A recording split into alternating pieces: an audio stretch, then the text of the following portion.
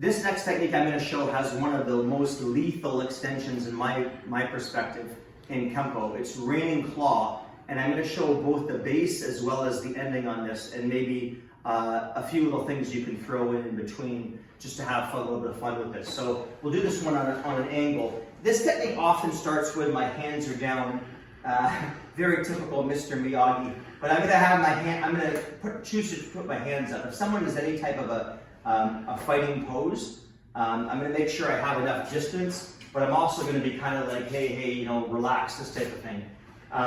This technique works for a right uppercut, and I can't overemphasize the importance of cutting the arm on the first strike. If done properly, I won't do too hard.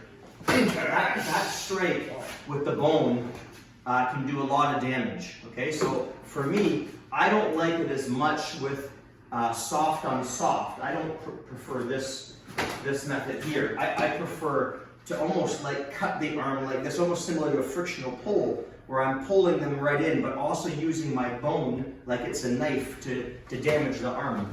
So as he comes with the right, that shot hits it and I claw and I whip the back knuckle. I use fingers to the eyes and I half fist. Okay? Now the base ends after the reining claw part. The other thing about a claw that I just want to say, I say this all the time, is we don't aim with the fingers. That's a great way to bust your fingers. We aim with the palm to break the nose, and then we gouge with the fingers thereafter, okay?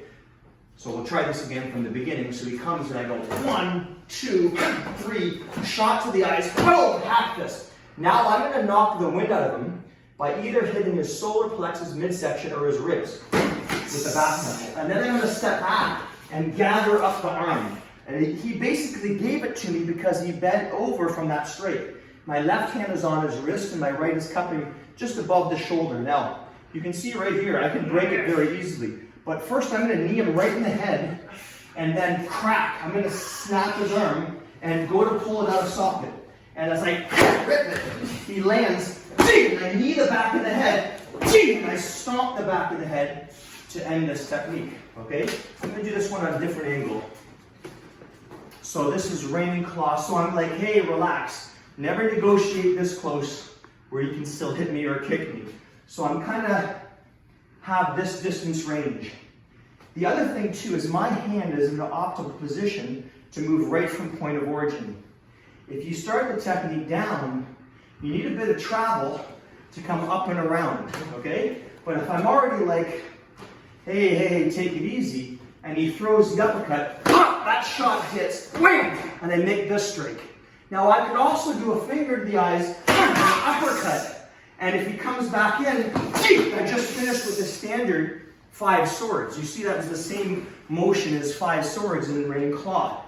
But to stick within the context of the technique, he does the uppercut, and I do my claw, my back knuckle, shot to the eye, my half fist. Boom! That knocks the wind out of him, and I gather up the arm like this, okay?